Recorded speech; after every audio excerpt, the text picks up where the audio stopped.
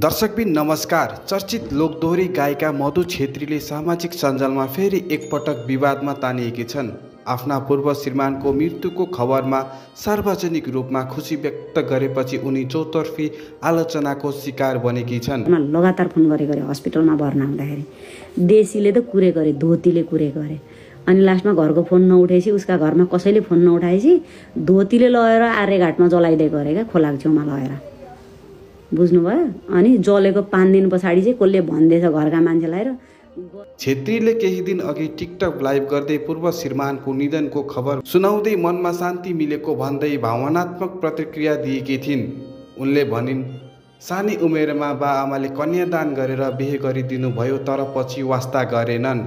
छोरी जन्मेपछि माइतमा बस्नु पर्यो, सम्पत्तिका लागि आएको भन्दै तिरस्कार गर्यो। छोरी सानै छँदा बाउको आवश्यकता पर्दा उनले साथ दिएनन्।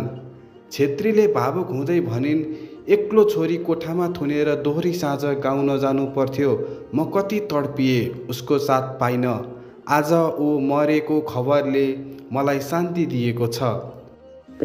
कुरा अहिले त मनमा कति शान्ति भयो मलाई त त्यो खबर सुनेदेखिबाट यति मनमा शान्ति भयो। ओ माइ गॉड, भगवानले चाहिँ मेरो हिसाब किताब बराबर गरिदिनु भयो। उनका अनुसार पूर्व श्रीमान बिरामी अवस्थामा अस्पतालमा भर्ना भएका थिए। घरमा पटक पटक फोन गर्दा कसैसँग सम्पर्क नभएपछि अस्पतालमै बेवासिरे बनेर ज्यान गुमाएका थिए। अन्त एकजना अपरिचित नागरिकले बेवारिस शव भनेर पशुपति आर्यघाटमा दाह संस्कार गरिदिएको उनले खुलाएका छन्। हाल मधु छेत्री अस्ट्रेलियामा बस्दै आएकी छन्, जहाँ उनले सुरेश खड्कासँग दोस्रो विवाह गरेकी छन्। उनको पहिलो विवाहबाट एक छोरीको आमा समेत बनेकी छन्।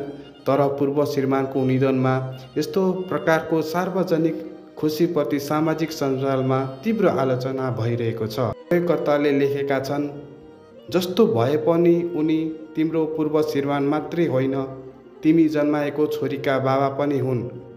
मृत्यु जस्तो संवेदनशील क्षणमा खुसी हुनु कस्तो उचित हो र? एकजनाको भनाइ छ, 5-7 वर्षसँगै बस्यो, सम्बन्धको सम्मान गर्न नसके पनि मृत्युको घडीमा त कम्तीमा मौन रहनु पर्थ्यो। व्यक्तिगत पीडाले सामाजिक मर्यादा नभुल्नु पर्ने हो। फेरि अर्का व्यक्तिले सामाजिक सञ्जालमा कमेन्ट मार्फत भनिएको छन्, मरिसक्यो त, दुःख सुख जे भए पनि किन यस्तो बोल्नु? तपाईँको नि आधा जीवन छ, भोलि के कस्तो हुन्छ थाहा छैन। चित्त दुख्यो ठिक छ, तर यतिसम्म बोल्नु चाहिँ हुन्न है। उसले गु खायो भन्दैमा आफूले नि त्यो खाएपछि ऊ र तपाईँमा के फरक? यस्ता यति बेला सामाजिक सञ्जालमा उनका विरुद्धमा ताछुल्ल देख्न सकिन्छ। दर्शकबिन, तपाईँहरूलाई के लाग्छ? मधु छेत्रीले पूर्व श्रीमानको मृत्युबारे बोलेका यी शब्दहरू तपाईँहरूलाई कस्तो लाग्छ? कृपया आफ्नो धारणा कमेन्ट बक्समा लेख्न नबिर्सिनुहोला। साथै यस्तै जानकारीमूलक रमाइला भिडियो हेर्नका लागि हाम्रो च्यानललाई सब्स्क्राइब गर्न नबिर्सिनुहोला भन्दै आजको भिडियोबाट बिदा हुन चाहन्छु।